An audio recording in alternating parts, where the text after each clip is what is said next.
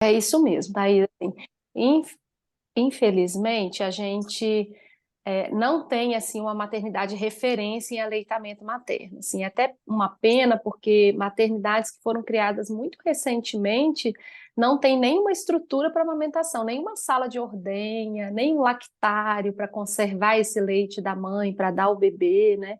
Mesmo sendo maternidades que possuem, por exemplo, o TIN, né? UTI neonatal.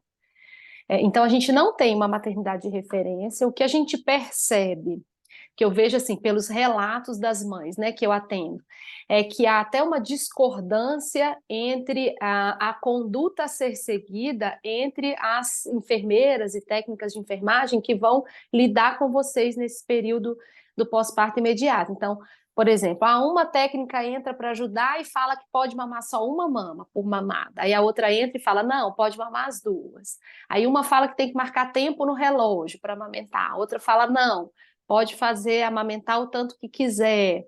Então, assim, a gente vê que não há nenhuma uniformidade de linguagem, de orientações em relação à mesma equipe do hospital, né? E a gente ainda vê, infelizmente, muitas informações defasadas, assim, que o bebê tem que mamar até o final, porque o leite gorduroso está no final da mamada, né? Então, é muito complicado ainda, né, em relação a isso. A gente está muito atrasado em relação a isso. E o que acontece é que as maternidades, elas são uma instituição que visa a lucratividade, né? É uma empresa.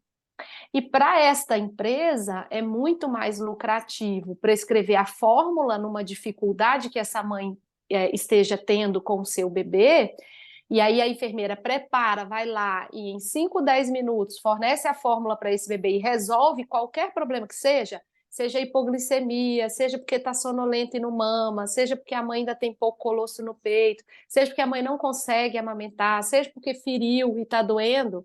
O objetivo da maternidade é o quê? O bebê não perder mais do que 10% do peso para ter a alta e ir embora para casa e passar o pepino, né, a dificuldade para outro.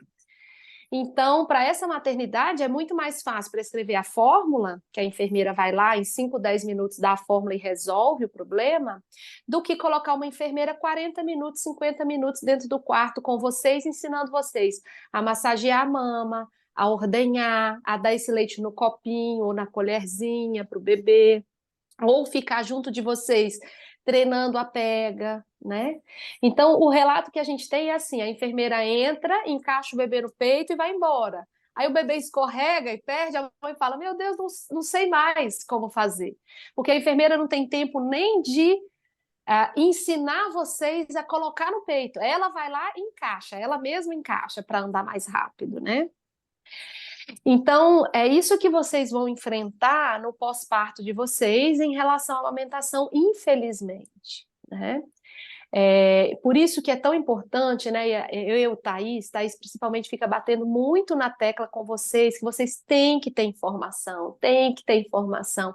E é isso mesmo, quando eu vou atender vocês na maternidade, percebo que as famílias que buscaram informação, que estudaram, estão passando muito menos dificuldade. Fala, não, Lei, a enfermeira veio, quis massagear a mama, quando eu vi que estava errado, falei, não, pode deixar, eu mesmo faço, enquanto outras que não sabem, ficam lá, às vezes a enfermeira não sabe massagear, faz força demais, deixa a mama dolorida da mãe, né?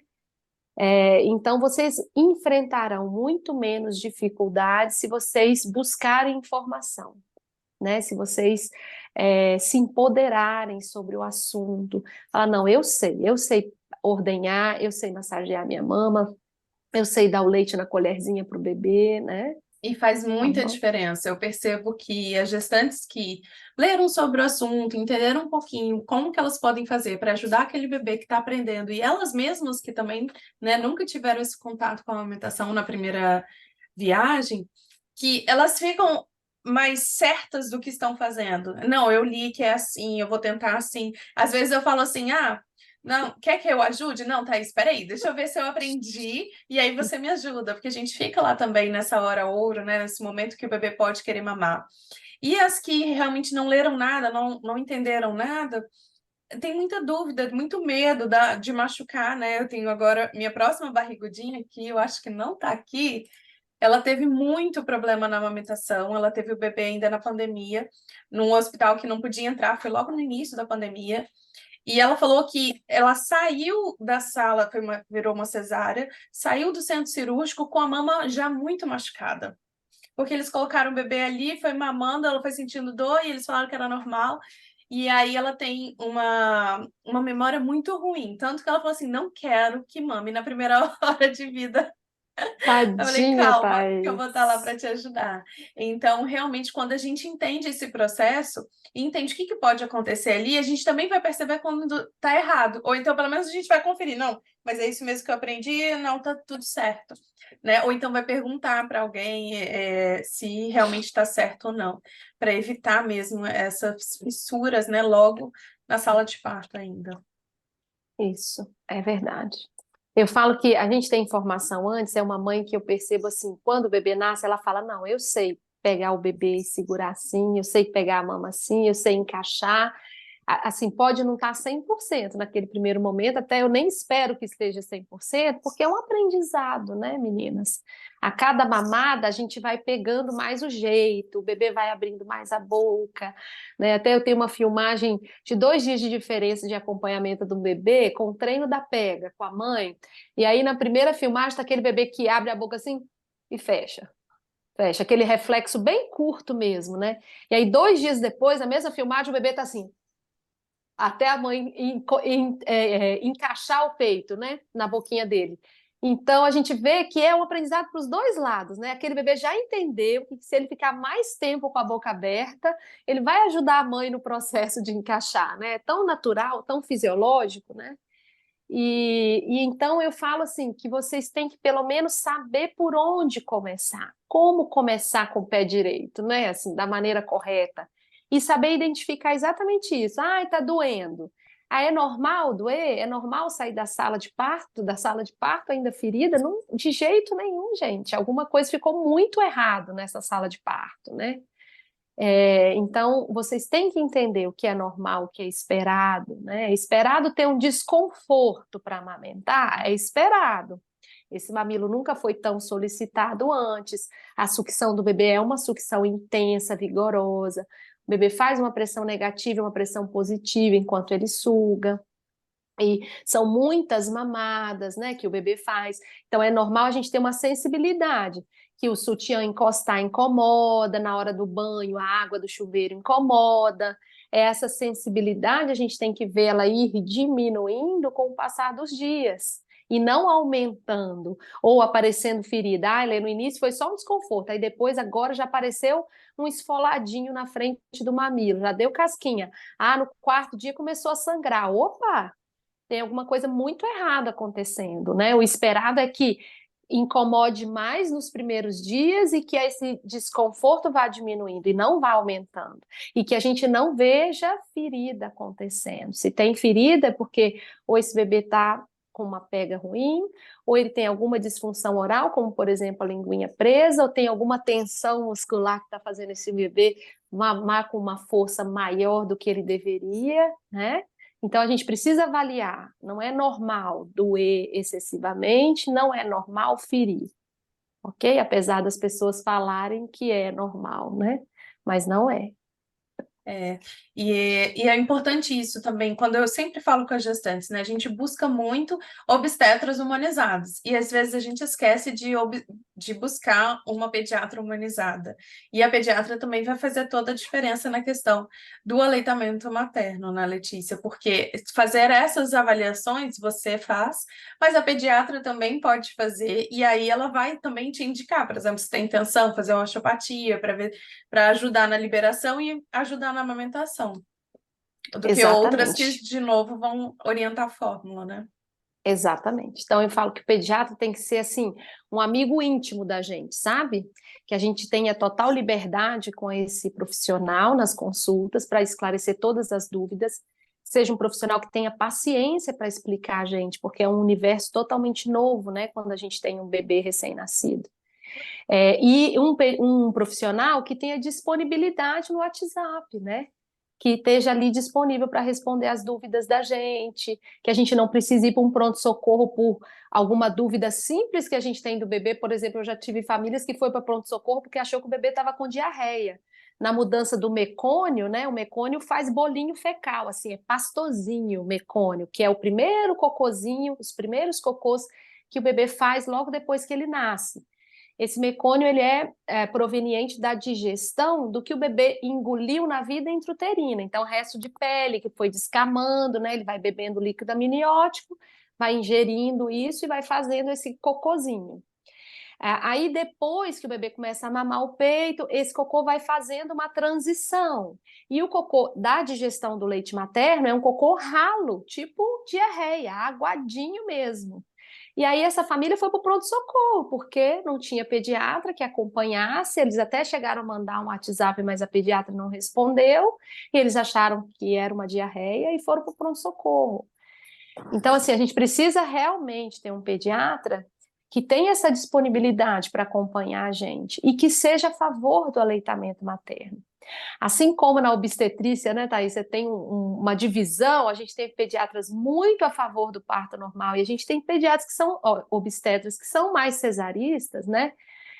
Na parte da pediatria também é assim. Eu vejo que tem pediatras que ainda não confiam na amamentação, é uma questão de confiança mesmo, de acreditar que esse bebê está mamando, e mesmo sem ter controle sobre o volume que ele está mamando, que vai dar certo, que através dos sinais que o bebê demonstra na mamada, para mim, eu sei que esse bebê foi bem alimentado nessa mamada, eu sei que ele engoliu bastante leite, eu sei que esse bebê tem sinais de saciedade, aquele bebê relaxado, que o bracinho a gente levanta e cai, né? Então, se a gente não tem uma vivência de aleitamento materno, a gente vai acreditando só no que a fórmula traz para a gente mesmo. E querendo ou não, para o pediatra, se ele não tem essa vivência, é uma segurança também para ele dar fórmula, porque ele sabe que a fórmula vai resolver, né? Vai encher a barriga do bebê, a fórmula, né? Vai fazer esse bebê ganhar peso, né? Que é a grande questão, né? Então, a gente também tem que procurar um pediatra que seja mais a favor do aleitamento, né? A gente tem parâmetros hoje, por exemplo, de perda de peso. Pode perder peso até 10%. Tem que recuperar o peso do nascimento com 10 a 15 dias de vida. Mas são parâmetros que não são parâmetros rígidos.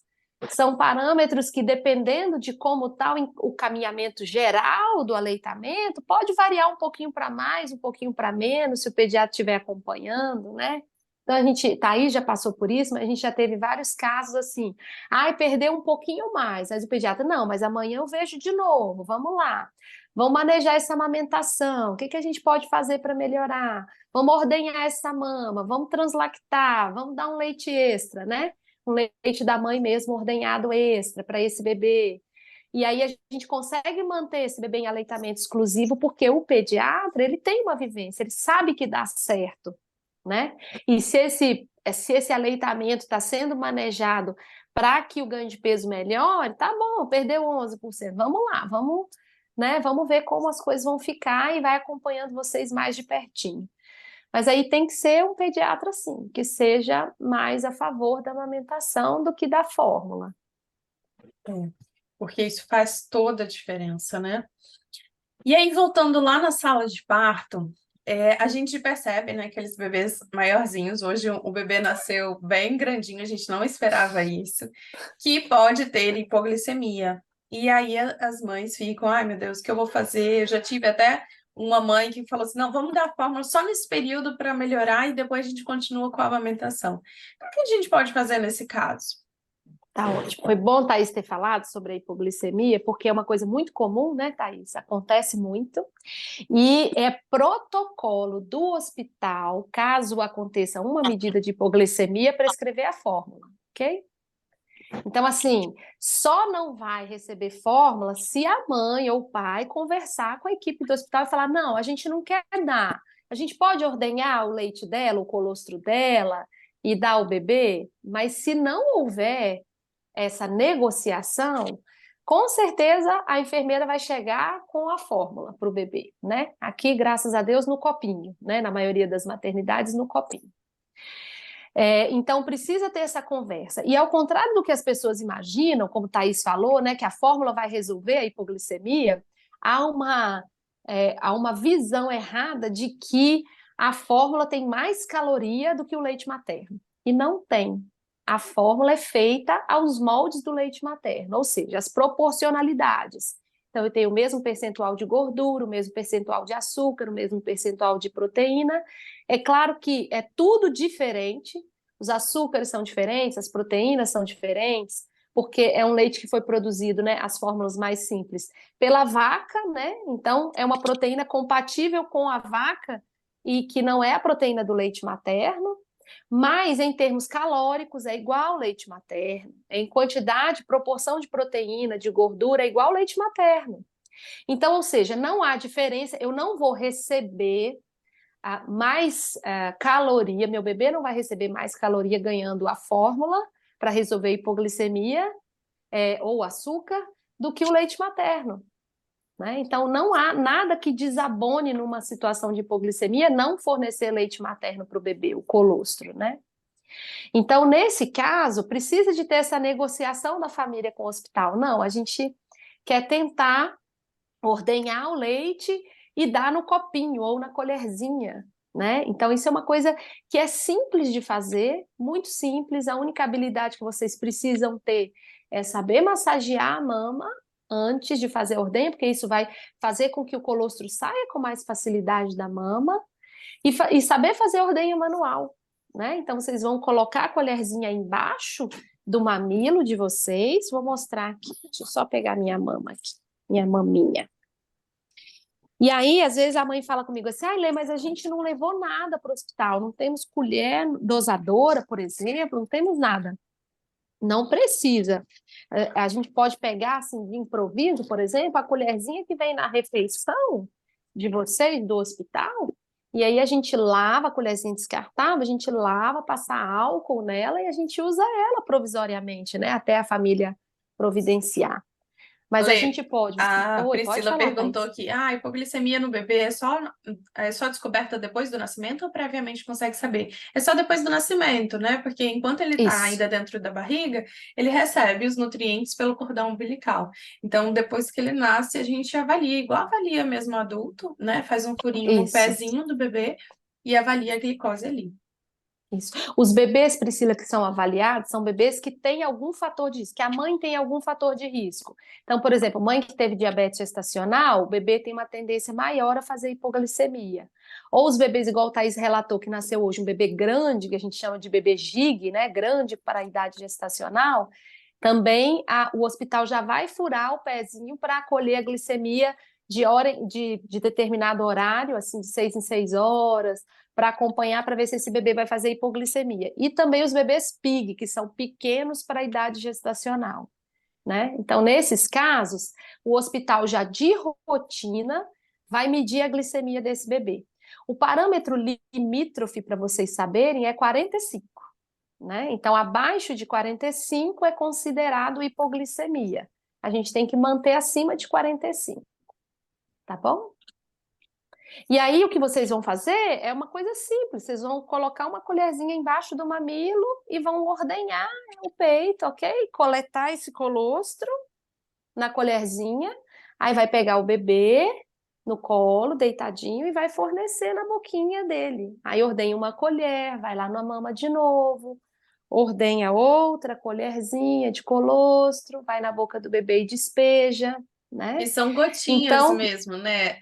No início, algumas mulheres acham, até hoje, né? Hoje era a segunda gestação e o marido ficou inseguro. Meu Deus, mas será que ele mamou o suficiente e tudo? E são gotinhas ainda, né? exatamente, Thaís. E são gotinhas que são o suficiente, né? O colostro, ele é um leite calórico. A gente tem que lembrar que o estômago do bebê é do tamanho de uma cereja, então é bem pequenininho. Então, se a gente colocar 4 colheres na boquinha, enche o estômago, né? E a gente faz com que a glicemia suba, né, do bebê. Então, ficar atento a isso também, né? Ah, estou colocando no peito, meu bebê está sonolento, não mama bem. Vamos lá, terminou a mamada, vamos tirar um pouquinho e dar na boquinha para a gente conseguir manter essa glicemia melhor, né? E é Então, isso é uma importante ter coisa. essa colher dosadora em casa já, né? E levar. Eu acho, tá bom, meninos? Tem de várias marcas, ok? E eu acho que é uma coisa que vocês podem levar para a maternidade, tá bom? Que vai facilitar a vida de vocês um pouquinho, caso vocês tenham alguma dificuldade. Liberou, ótimo. Pode falar. E em casa também, assim, às vezes a gente está muito cansada, a gente quer que o marido ajude a dar um leite extra para o bebê para a gente descansar algumas horas a mais, né, Thaís? Gente, isso é tão A importante. colher, isso, A a gente tem colher uma avó ajuda, aqui, né? Lê, uma avó que tá vendo, Que vai ajudar uma bom! barrigudinha, e isso ajuda demais. Às vezes a gente está muito Demais. exausta, e o sono é muito importante para aumentar a produção de leite. Então não Isso. adianta, né, a gente ficar exausta, querer ficar o tempo inteiro com o bebê e a gente perceber que não está produzindo tanto leite assim. A gente precisa de ajuda. Então, tirar o leite, deixar uma terceira pessoa amamentar aleitar nesse bebê faz toda a diferença, né? Faz. Isso ajuda demais a gente, né, Thaís? Ah, Tem momentos que deixa a eu, gente. Pode falar, desculpa, Priscila. deixa eu perguntar então. É minha mãe, inclusive, tá aí. Eu falei pra ela Ai, dar um que oi, bom. não sei se ela tá Que ocupada também. bom. Então, aí tem esse breast pump que falam, né? Que você tem que ter A bomba. Aí, assim, é uma bomba. Você tem como indicar, assim, aí no final deixar uma lista, sei lá, lá no grupo, indicar as marcas tanto dessa colherinha aí que você falou, quanto desses Da bomba breast tira pump, leite. bomba de leite, isso. Ok. Tem? Claro, Priscila, É, tem sim. tá, obrigada. Por nada. E tem Priscila mora fora. fora do Brasil. Uhum. Tá bom, tá bom, tá bom. Então, a colher dosadora, né, ele vai poder te ajudar tanto do lado da maternidade como em casa também. Então, é super válido ter esse recurso em casa também, né? Isso. Eu acho que vale muito a pena. Viu, meninas? Lê, você podia fazer, eu não sei se tem meninas em casa ou tem meninas no trabalho, mas você podia mostrar para elas como fazer ordenha e quem tiver em casa, se puder, né, ir para um lugar reservado, tirar a blusa e fazer junto, porque vocês levam um Isso. susto quando sai um pouco de leite, né? Isso aí. Tem meninas aqui que não tão cedo ainda, né? Estão com poucas semanas, mais de 17. E aí, e vocês já têm, né, colostro. Então, quem puder fazer, ou ir no banheiro, no trabalho, né, e fazer essa experiência é super válido. Você poderia mostrar pra Isso. gente? Claro, posso sim. Tá bom? Você quer dar um tempo para elas acharem um lugar, Thaís? Ou não? A gente pode começar. Vamos dar uns minutinhos e aí a gente fala sobre outras Tá, dificuldades, então, e aí vocês vão se arrumando aí. Depois vocês tá podem ótimo. falar pra gente se tá tudo ok, a gente pode começar com essa prática, que vocês vão ver que é bem bacana. Isso. Quem já tá no terceiro trimestre vai ver fácil o colostro na mama, assim, né? Com maior facilidade. Mas a partir da 16ª semana de gestação, a gente já começa a produzir, ok, meninas? É uma Isso. coisa legal. Teve uma mãe que chorou quando viu o colostro a primeira vez, a primeira gestação. Eu falo, mas é emocionante mesmo a gente ver que o corpo da gente está funcionando bem, que está tudo sendo bem preparado para a chegada do bebê da gente, né? É. E aí, a gente já falou da fissura, a fissura é a pega correta. Você poderia mostrar no bonequinho como que isso poderia ser? Posso pegar assim. Deixa eu só pegar minha bebezinha. Tá bom. Meninas, quem for fazer a prática, só me manda uma mensagem aí, se estão ok, se já estão no banheiro, se estão no quarto reservado, se a gente já pode fazer, que vai ser super bacana.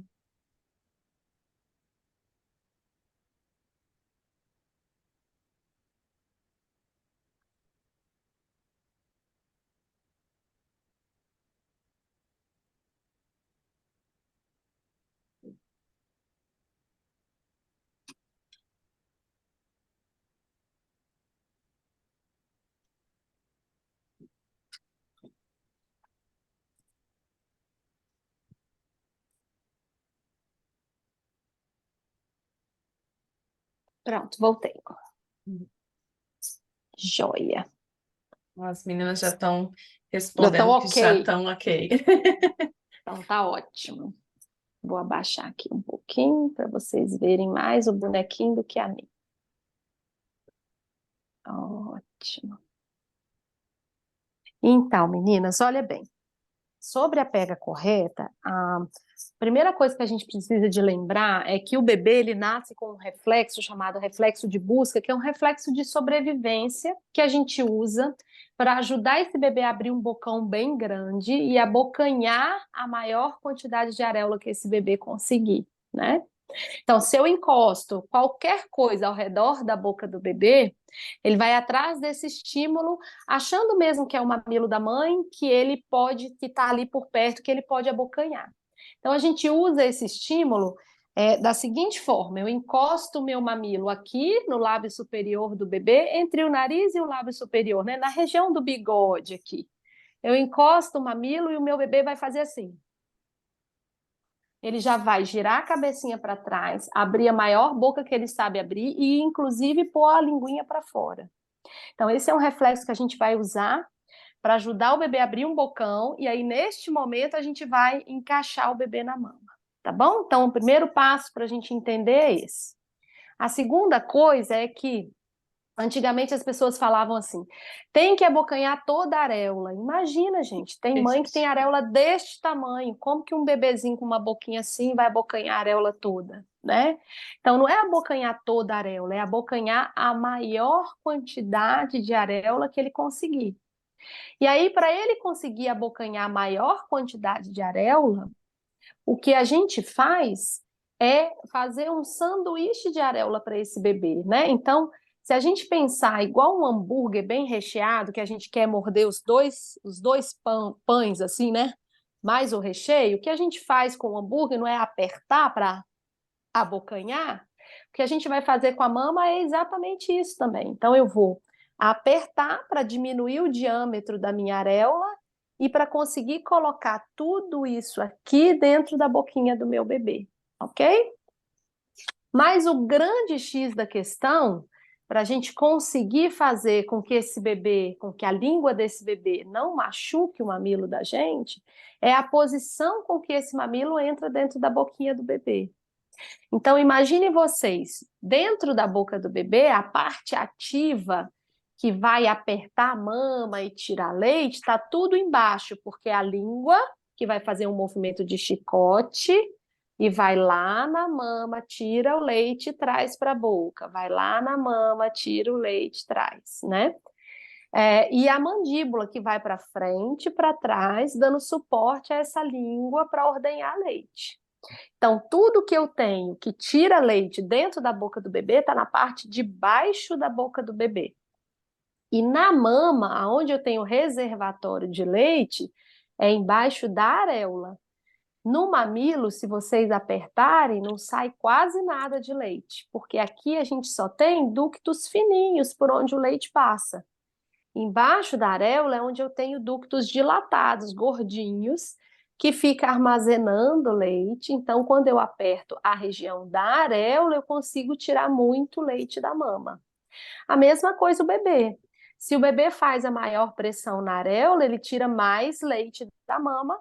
Se ele fica com a boquinha aqui, na base do mamilo, ele tira pouco leite da mama, né? Então, na hora de eu encaixar o meu bebê na mama, o ideal é que, além de eu fazer o sanduichinho com a areola, que eu puxe o meu mamilo para o céu da boca do meu bebê. Porque quando eu puxo para o céu da boca, sobra muita areola embaixo para a língua do bebê tirar leite. E aí essa língua não encosta no mamilo para esfolar o mamilo. Imagine que aqui tem o céu da boca, né, em cima. Se eu tenho o céu da boca e esse mamilo entrou retinho na boca do bebê, para a garganta, essa minha língua vai, ó, esfolar ele contra o céu da boca. Agora, se eu ponho o meu mamilo para cima, numa diagonal, a minha língua vai vir aqui, tirar leite, e não vai nem encostar no meu mamilo, né? Então, o bebê vai, além de tirar mais leite, porque ele está fazendo pressão com a língua na areola, onde tem reservatório, ele não vai encostar no mamilo e não vai ferir. né? Então, para a gente fazer isso, eu vou mostrar em mim primeiro, que vai ficar mais fácil de vocês verem. A gente tem que fazer o sanduíche, puxar o mamilo numa diagonal para o céu da boca, ok? E aí eu vou encostar no lábio superior do bebê para estimular aquele reflexo de busca que a gente conversou. Aí meu bebê vai abrir um bocão assim, e eu vou deslizar o mamilo pelo lábio superior para o meu mamilo ir para o céu da boca, ó.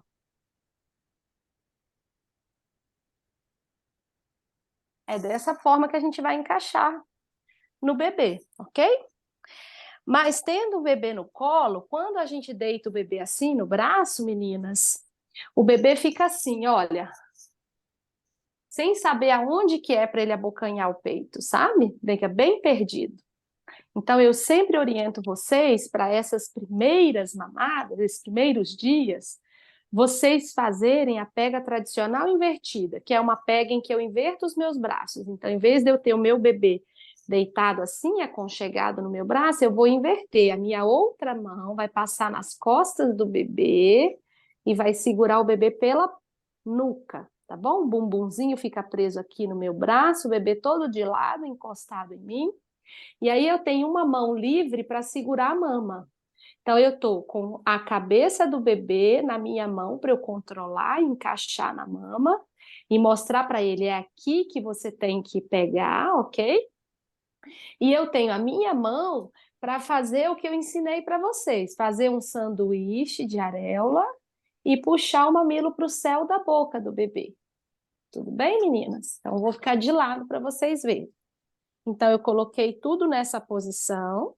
Vou encostar o mamilo, ó, no lábio superior do bebê. Abrir o bocão, desliza no lábio superior para entrar. Aí o bebê abocanhou, começou a sugar. Sugou, sugou, sugou. Tá um bebê calmo. Não tá assim se mexendo, querendo soltar a mama. Tá tranquilo? Aí eu vou soltar a mama e passar o braço em torno do meu bebê e tirar a mão da nuca. Então, essa pega de segurar a nuca do bebê e a mama, que a gente chama de tradicional invertida, eu faço só para facilitar o encaixe do bebê na mama. Depois que encaixou, eu solto, passo o braço e tiro a mão da nuca e aí pronto. O bebê já vai estar bem posicionado, com uma boa pega para terminar a mamada. Entenderam, meninas? Dúvidas? Falam aí, meninas, se vocês ficaram com dúvidas. E eu vou falar o meu relato, né? É, parece Fala, Thaís. difícil fazer a invertida, mas para mim era muito mais fácil. Já que o Toshi não tinha força, não sabia como amamentar, eu precisava fazer todos esses movimentos com a mama e estimular a abertura do bebê, fazer a invertida, fazer o cavalinho, era muito mais fácil do que colocar no convencional mesmo, né? E a minha mãe ficou super brava com isso, porque ela só conhecia convencional e falava que eu não estava dando amor para o meu filho, sendo que eu estava passando ali um aperto para conseguir amamentar meu filho. Então, testem, né? Testem todas as posições, porque são várias, né? Que você pode dar ali o leite para o bebê.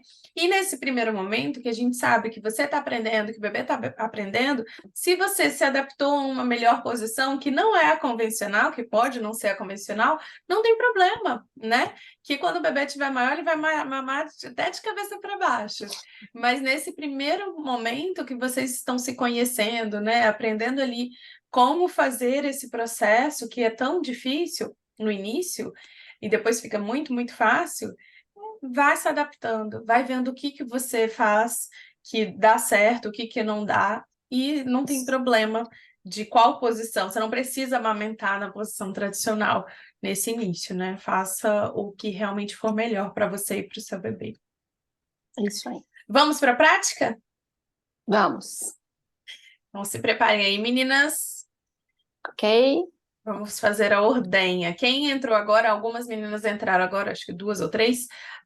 Se vocês estiverem em algum lugar reservado ou tiverem um banheiro próximo, vá para o banheiro que a gente vai mostrar como que faz a ordenha e vocês já podem fazer, que vocês vão ver que vai sair o colostro aí de vocês. A gente pode massagear antes, Thaís, para facilitar para elas? Pode, claro. Então tá. Vamos começar, meninas, então? Então, olha, uma mão segura a mama. Deixa eu descer um pouquinho mais a câmera para ficar melhor para você. Ok.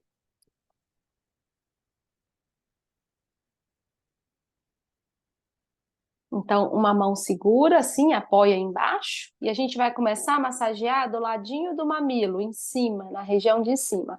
As mãos sempre trabalhando em posições opostas. Então, se eu vou massagear em cima, eu apoio embaixo, tá bom? E aí eu vou afundar o dedo e fazer uma voltinha, um movimento circular, tá bom, meninas? Mais ou menos para vocês terem uma referência, umas 10 voltinhas em cada ponto que a gente apoiar os dedos, tá bom? Então aqui, ó, 5, 6, 7, 8, 9, 10, tudo bem? Agora eu apoio na lateral da mama e vou massagear nessa parte do meio aqui, continuo do ladinho do mamilo em cima da areola, que é esse círculo mais escuro ao redor do mamilo. 3, 4, 5, 6, 7, 8, 9, 10. Não é carinho, viu, meninas? A gente tem que afundar o dedo e sentir a glândula lá dentro, tá bom? Mobilizar mesmo. Apoio em cima e vou massagear embaixo, do mesmo jeito. 4, 5, 6, 7, 8, 9, 10. Apoio desse lado, entre as mamas, e vou massagear aqui do lado.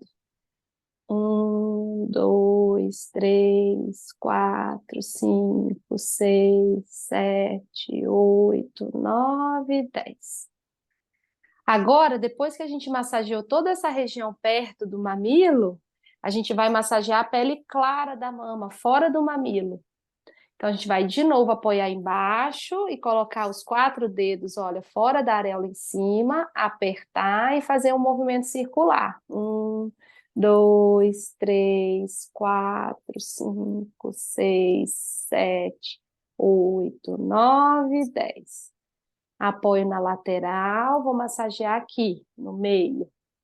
1, 2, 3, 4, 5, 6, 7, 8, 9, 10. Apoio em cima e vou massagear embaixo. 1, 2, 3, 4, 5, 6, 7, 8, 9, 10.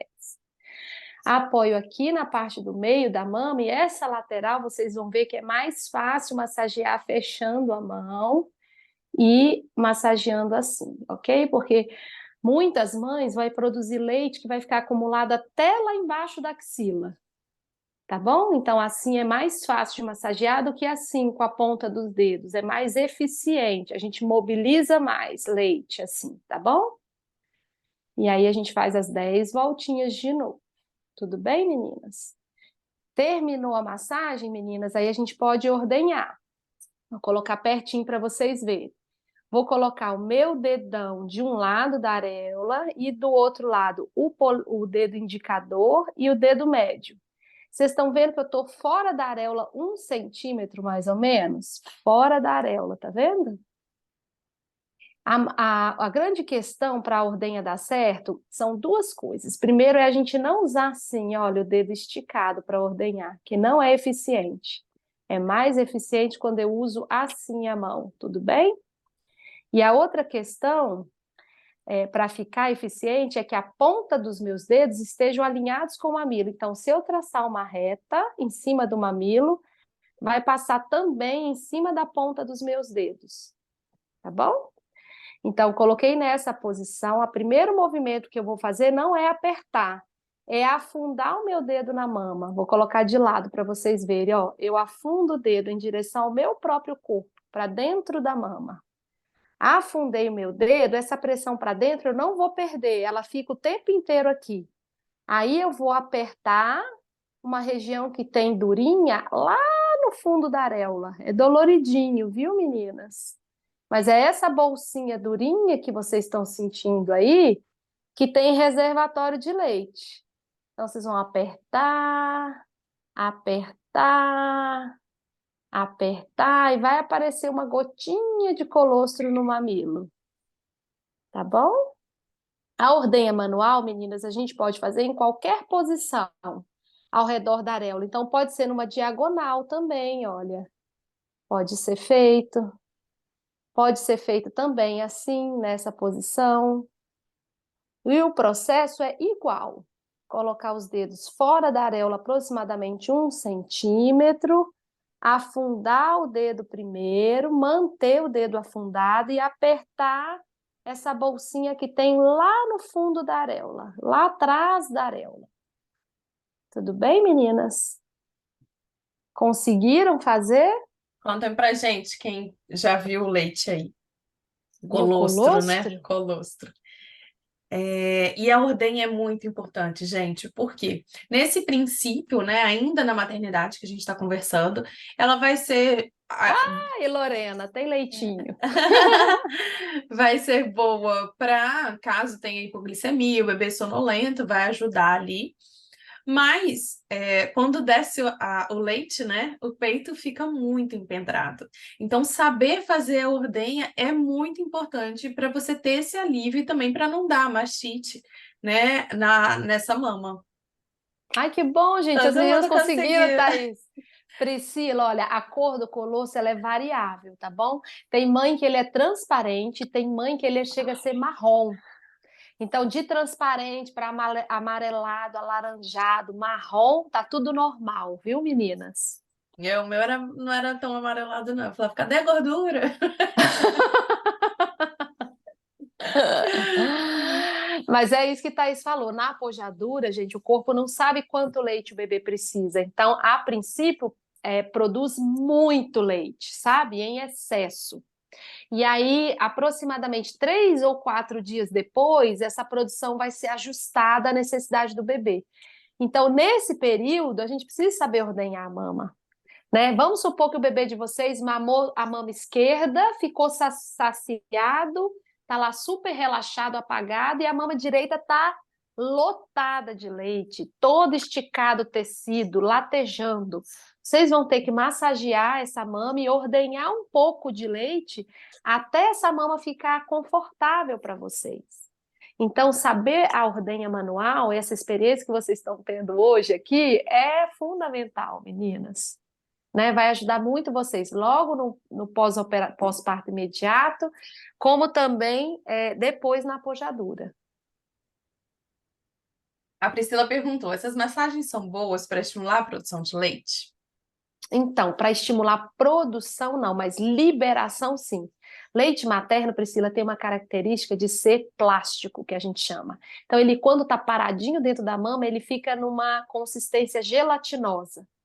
E aí, se a gente coloca o bebê para mamar, ou se a gente tenta ordenhar sem antes massagear, esse leite está mais difícil de sair de dentro da glândula.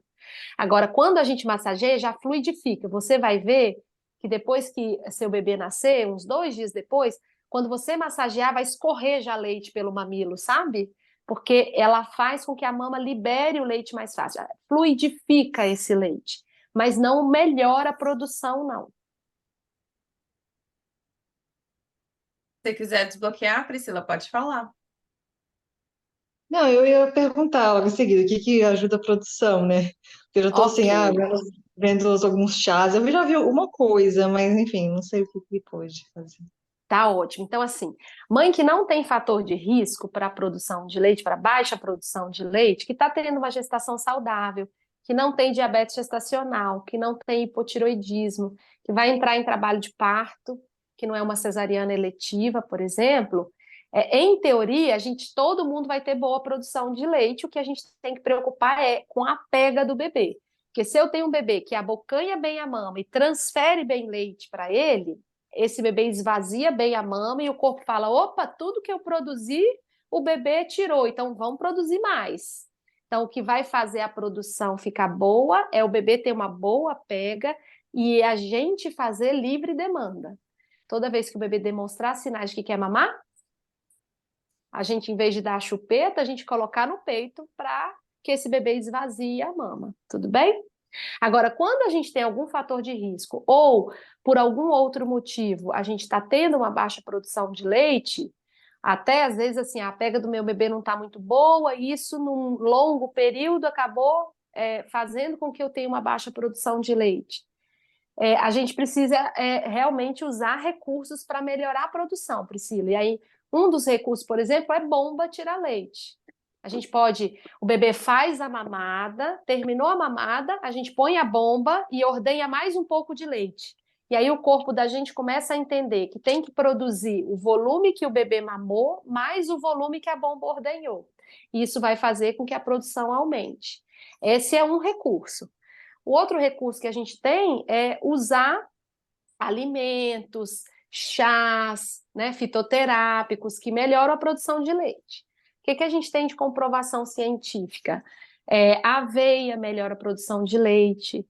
Os chazinhos da vovó, então, camomila, erva doce, cidreira, também ajudam na produção de leite, né? A gente tem até aqui no Brasil uma empresa bem especializada em fazer chás assim para a melhora da produção de leite, mas fora também a gente tem chás muito bons, Priscila.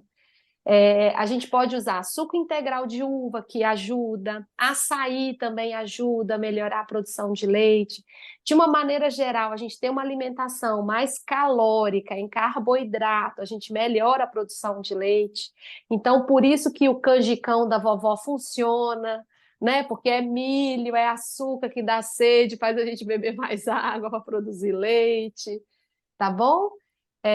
Então, a gente tem recursos assim para melhorar a produção. Tá bom, Priscila?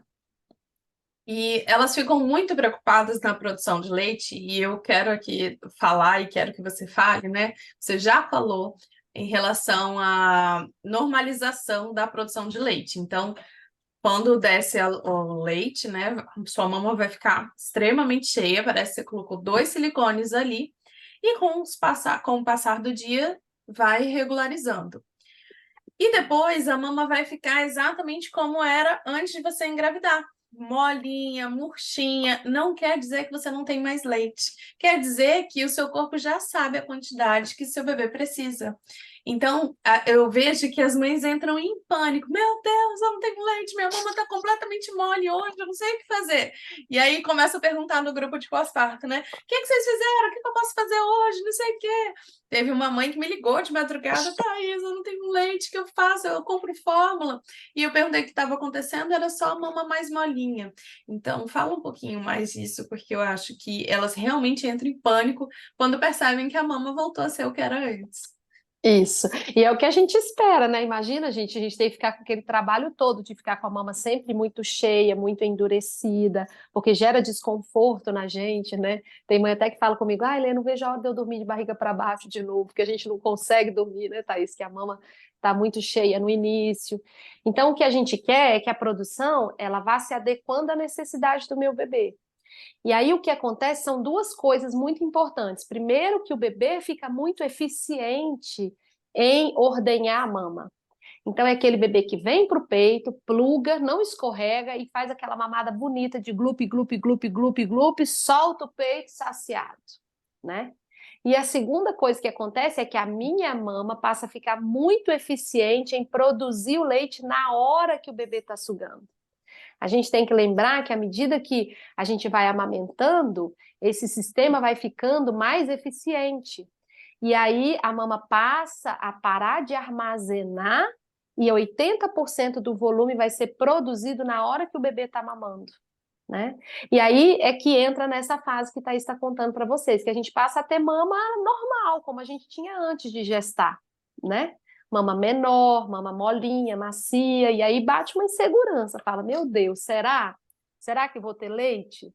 Mas aí quando esse bebê pluga no peito, a gente vê aquele glup, glup, glup, glup, porque a mama vai ejetando e liberando leite muito rápido para esse bebê, né? E é o melhor dos mundos, né, Thaís? Que a gente não tem que massagear a mama mais, não tem que ordenhar a mama mais, não tem que fazer nada, só pôr o bebê no peito para mamar, né? Exatamente. Então essa fase geralmente acontece aí em torno do 2º mês de vida do bebê. Mais ou menos. Algumas mães mais cedo do que isso, outras mães mais tarde do que isso, mas em média no 2º mês de vida. Isso, que é outra coisa que elas entram em pânico, né? Então, aqui só recapitulando para eu não tomar mais seu tempo, já completamos aí 1 hora, passou super Passamos? Ai, rápido, que né? bom. Passa. Então hoje nós falamos sobre a hipoglicemia, o que pode ser feito com a colher dosadora, falamos da ordenha, que pode ser feita lá na maternidade, quando o bebê está com hipoglicemia, ou para também ajudar ali a desempedrar essa mama na pojadura. A pega correta, né, para evitar ali a fissura, que a linguinha do bebê machuque ali esse bico do peito, que muitas já saem, né, vocês não vão sair, mas muitas já saem da maternidade com um bico já ferido e precisa acertar isso. E a gente fez um resumão geral, né, desses aparatos. Tem muitas outras coisas ainda sobre a amamentação.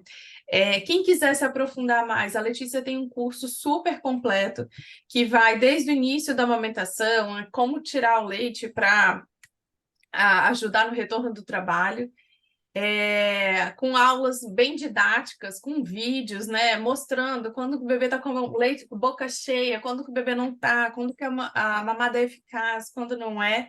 Então, vou deixar o link para vocês depois, se alguém quiser já estudar ainda na gestação. Letícia, quero te agradecer por hoje. Falar com as meninas que também teremos uma live na quarta-feira aí lá pelo Instagram, né? Vai ser à noite, 8 horas ou 8h30, Lê? Isso, 8 horas. 8 horas da noite no nosso Instagram do Gesta Vida, onde Isso. vocês vão poder ouvir um pouquinho mais da Letícia falando. E ela estará com vocês também no pós-parto. Isso! Será um Ajudando prazer. cada uma de vocês para que vocês tenham sucesso também na amamentação. Isso, meninas. Vocês conseguem ligar agora a câmera para a gente tirar uma fotinha? Será que consegue, gente? Essas meninas são super tímidas. São? São nada. Não, gente, vamos. Deixa eu conhecer vocês. Ellen tá trabalhando. Você tentou, Ellen, fazer? Você conseguiu ir no banheiro? Ou não? Não. Ah, A tadinha. Aline É também tá difícil mesmo. trabalhando. E 1h30 da tarde é difícil o horário, né, complicado, né? Thaís? É assim. Ó, vamos lá. E aí, Cristal? Tem problema não, Isadora. Não, tá tudo bem. Deixa eu só tirar aqui. Vamos fazer o X, então. Vamos lá. Muito bem, meninas. Muito obrigada. Obrigada, meninas. A gente se vê na próxima roda. Letícia, Deus quiser. obrigada. E a gente se vê na live. Tá ótimo. Beijo, meninas. Tudo de bom para vocês. Tchau, tchau.